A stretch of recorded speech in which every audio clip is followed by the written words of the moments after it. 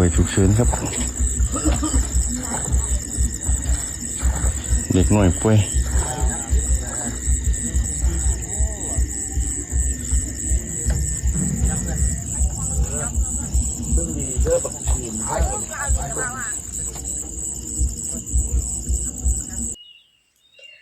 สบายดีพี่น้องสวัสดีค่ะพี่น้องจ๋ามาพบพอกับซ่องสาวตุ๊กแนลอีกคือเก่าเด้อมาพบพอกันอยู่ที่ห้องเก็บของคือเก่าเด้อพี่น้องและมื้อนี้บรรยากาศอยู่ที่บ้านของสตุ๊กอากาศก็ร้อนอบอ้าวคือเก่าพี่น้องเบิ่งคือฝนจะตกนี่แหละพี่น้องรู้สึกแบบว่าครึมๆร้อนๆเอาเฮาท่าเบิ่งกันไปพี่น้องว่าฝนน่าจะตกในมื้อใดเนาะพี่น้องสตุ๊กว่านะบ่เกิน 2-3 วันนี้แน่นอนเนาะพี่น้องเนาะอากาศแต่เช้าเลยมื้อนี้เนาะพี่น้องเนาะมาพี่น้องมามื้อนี้สตุ๊กเองก็มีเรื่องราวดีๆเกี่ยวกับไทยลาวของเฮาเพื่อจะเอามานำเสนอให้พ่อแม่พี่น้องได้ฟังไปนำกันอีกแล้วพี่น้องสตุ๊กมีความสุขทุกครั้งพี่น้องที่เว้าถึงไทยและลาวเว้าถึงความสัมพันธ์ที่ดีระหว่างไทยกับลาวเนาะพี่น้องและความช่วยเหลือที่ดีและความช่วยเหลือที่แสนจะอบอุ่นของคนไทยที่มีต่อคนลาวเนาะพี่น้องทุกๆครั้งที่คนลาวเจอวิกฤตหยังก็แล้วแต่ทางคนลาวจะนึกถึงประเทศไทยอยู่เสมอเนาะพี่น้องเพราะว่าประเทศไทยเป็นประเทศที่รักและหวังดีต่อคนลาวที่สุดแล้วพี่น้องบ่ว่าจะเกิดหยังขึ้นก็ตามพี่น้องคนลาวจะนึกถึงคนไทยเป็นอันดับแรกเนาะพี่น้องเนาะและมามื้อนี้สตุ๊กเองมีคลิปดีๆที่จะเอามานำเสนอให้พ่อแม่พี่น้องได้ฟังไปนำกันเนาะพี่น้องเป็นคลิปที่คนลาวได้โทรขอความช่วยเหลือจากเจ้าหน้าที่ไทยเพื่อจะพาลูกมารักษาอยู่ที่ประเทศไทยในยามวิกาลเนาะพี่น้องนี่ล่ะพี่น้องคำว่าประเทศไทยคำว่าคนไทยรักและมีน้ำใจต่อคนลาวเสมอพี่น้องขนาดในตอนยามกลางคืนยามวิกาลนะพี่น้องทางคนลาวโทรมาขอความช่วยเหลือทางคนไทยบ่ปฏิเสธพี่น้องบ่คิดที่จะปฏิเสธแล้ว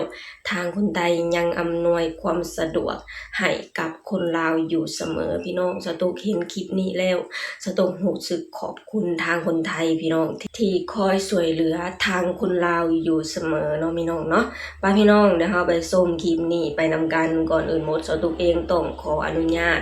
นำเจ้าของคลิปนี้เด้อที่จะเอาคลิปนี้ลงมาเผยแพร่ต่อเนาะพี่น้องไปพี่น้องเดี๋ยวเราไปชมคลิปนี้ไปนำกันเลยเด้อ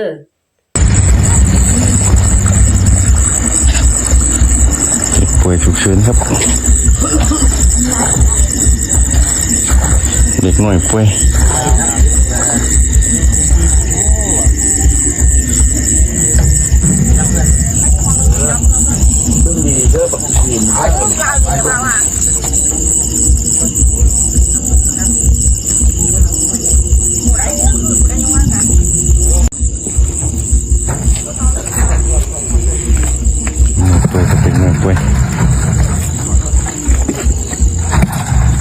ความสะดวกนี้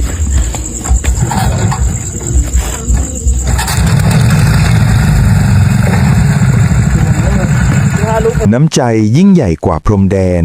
เมื่อชีวิตคนสำคัญกว่ากฎระเบียบเรื่องราวสุดซึ้งที่เกิดขึ้นณด่านชายแดนท่าแขกประเทศลาวนครพนมประเทศไทยกลางดึกที่เงียบสงัดมีครอบครัวชาวลาวครอบครัวหนึ่งต้องเผชิญกับหน้าที่ชีวิตเมื่อลูกน้อยป่วยหนักกระทันหันในเวลานั้นความหวังเดียวคือการถึงมือหมอให้เร็วที่สุดแต่โรงพยาบาลในฝั่งลาวกลับอยู่ไกลออกไปในขณะที่ฝั่งไทยนั้นอยู่ใกล้กว่ามากแค่ข้ามฝั่งโขงมาแป๊บเดียวด้วยความรักที่มีต่อลูกพวกเขาจึงตัดสินใจมุ่งหน้ามายังด่านชายแดนริมฝั่งโขงท่าแขกนครพนมและที่นี่เองครับที่พวกเขาได้พบกับน้ำใจอันแสนงดงามเมื่อเจ้าหน้าที่ฝั่งไทยเล็งเห็นถึงความจำเป็นและสถานการณ์ที่ฉุกเฉินจึงตัดสินใจอนุญาตให้ครอบครัวนี้ผ่านแดนไปรักษาได้อย่างทันท่วงทีนี่ล่ะพี่น้อง มิตรภาพที่ดีระหว่างไทยกับลาวเนาะพี่น้องบ่ให้คนลาวหักคนไทยได้จังไดบ่ให้หักประเทศไทยได้จังไดล่ะพี่น้องในเมื่อทุกๆครั้งที่ประเทศลาวได้ขอความช่วยเหลือประเทศไทยบ่เคยปฏิเสธพี่น้องขนาดยามวิกาลคนไทยฮู้ว่าทางคนลาวต้องการความช่วยเหลือทางคนลาวอยากพาลูกมาหาหมออยู่ที่ประเทศไทยพี่น้องเพิ่นบ่ปฏิเสธยังอำนวยความสะดวกให้กับครอบครัวนี้เตรียมพร้อมให้ทุกอย่างเพื่ออยากให้ทางครอบครัวพาลูกน้อยไปหาหมอได้อย่างท่วงทันเนาะพี่น้องสตุกต้องขอบคุณทางคนไทยพี่น้องที่เมตตาต่อคนลาวถึงขนาดนี้เนาะพี่น้องคอยหักและคอยดูแลซึ่งกันและกันอยู่แบบนี้เนาะพี่น้องสตุกเห็นแล้วสตุกซาบซึ้งในน้ำใจของคนไทยเนาะพี่น้องเนาะคือแบบว่าทางคนลาวนะมีความเชื่อมั่นในการแพทย์ของคนไทยและมีความเชื่อมั่นในความเก่งของหมอไทยเนาะพี่น้องคือแบบว่าสตุกเองในครอบครัวของสตุกก็เคยเจอสถานการณ์เนาะเจอสถานการณ์แบบนี้เนาะพี่น้องก็คือสตุกเคยพาแม่น่ะไปหาหมออยู่ที่ประเทศไทยเนาะพี่น้องในตอนนั้นน่ะแม่ของสตุกน่ะเพิ่นเป็นอัมพาตเนาะพี่น้องมันอัมพาตไปครึ่งซีกคือซีกเบื้องซ้ายของเพิ่นน่ะคือบ่สามารถเหน่งตีนได้แล้วเพิ่นบ่สามารถเดินได้แล้วเนาะพี่น้องตอนนั้นน่ะ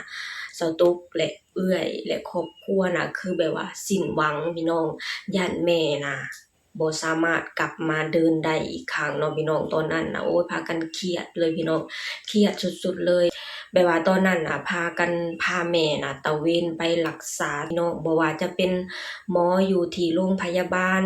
บ่ว่าจะเป็นหมอนวดนะพี่น้องหมอนวดคลายเส้นน่ะก็พาแม่น่ะดิ้นรนไปเนาะพี่น้องพาแม่ไปตระเวนรักษาในทุกๆบ่อนไผบอกว่าดีก็คือพาแม่ไปในทุกที่เลยพี่น้องแต่ว่าผลที่เกิดขึ้นก็คือบ่มีอิหยังดีขึ้นเลยแม่ของสตุกบ่สามารถ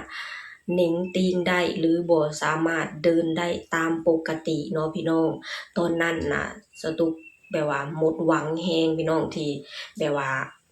ย้านแม่น่ะบ่สามารถกลับมาเดินได้พี่น้องพากันเครียดพี่น้องเอ้ยคือแบบว่าถามว่าอยู่ที่ประเทศลาวน่ะทางหมอทางพยาบาลน่ะแบบว่าบ่เก่งบ่เนาะพี่น้องอันนี้สตุกก็บ่ได้หมายความว่าทางหมอหรือทางพยาบาลอยู่ที่ประเทศลาวน่ะบ่ได้บอกว่าบ่เก่งเนาะพี่น้องแต่ว่าทุกอย่างอยู่ที่แบบว่าเทคโนโลยีเนาะพี่น้องคืออยู่ที่ประเทศลาวก็แบบว่าบ่ค่อยทันสมัยปานใดเกี่ยวกับเครื่องมือการแพทย์นะพี่น้องเพิ่นก็แบบว่าบ่สามารถรักษาแม่ของเจ้าตุกน่ะให้หายได้เนาะพี่น้องแล้วตอนนั้นก็พากันเครียดพี่น้องก็เลยแบบว่ามีความหวังสุดท้ายนั่นก็คือประเทศไทยเนาะพี่น้องพากันตัดสินใจพาแม่น่ะไปรักษาอยู่ที่ประเทศไทยเนาะพี่น้องในตอนนั้นก็แบบว่าทางหมอเพิ่นก็ได้เอิ้นญาติน่ะไปฟังเนาะพี่น้องว่าตอนนี้น่ะอาการของแม่น่ะเป็นแนวใดเนาะพี่น้องแล้วตอนนั้นก็คือสตุกเองก็ไปฟังหมอเพิ่นบอกหมอเพิ่นอธิบายให้ฟังว่าตอนนี้น่ะร่างกายของแม่น่ะเป็นแนวใดเนาะพี่น้องคือหมอเพิ่นก็อธิบายให้ฟังว่าตอนนี้น่ะร่างกายของแม่น่ะเป็นหนักแล้วแบบว่าเพิ่นว่ามาช้าเกินไปถ้าหากว่ามาไวกว่านี้น่ะสามารถช่วยแม่น่ะได้ไวกว่านี้เนาะพี่น้องแต่ว่าหมอเพิ่นก็แบบว่าบ่อยากให้ทางญาติน่ะหมดหวังเนาะพี่น้องเพิ่นบอกว่าเพิ่นจะพยายามช่วยให้ถึงที่สุดเนาะพี่น้องพอสตุกได้ยินคำเว้านี้จากทางหมออยู่ที่ประเทศไทยเนาะพี่น้องสตุกรู้สึกโล่งใจและเชื่อมั่นในคุณภาพหรือเชื่อมั่นในมือหมออยู่ที่ประเทศไทยเนาะพี่น้องสตุกก็ได้แต่หวังว่าขอให้แม่น่ะกลับคืนมาเดินได้ตามปกติเนาะพี่น้อง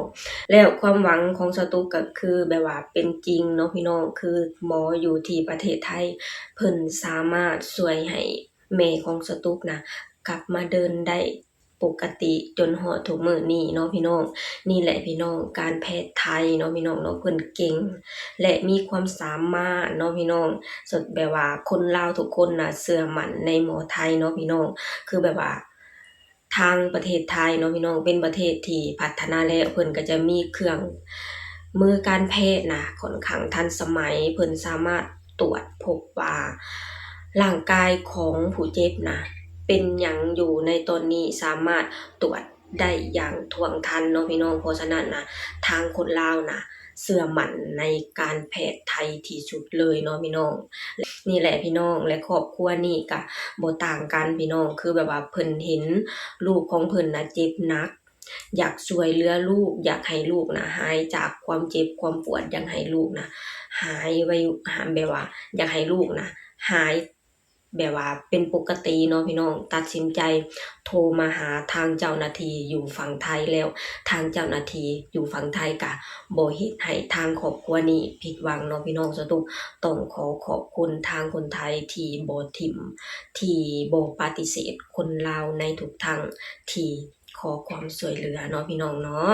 นี่แหละพี่น้องมามื้อนี้สตุกเองก็พาพ่อแม่พี่น้องมาชมคลิปดีๆระหว่างไทยกับลาวเนาะพี่น้องคือคนลาวขอความช่วยเหลือจากคนไทยแล้วคนไทยบ่ปฏิเสธแล้วยังอำนวยความสะดวกให้กับคนลาวเพื่อให้ครอบครัวพา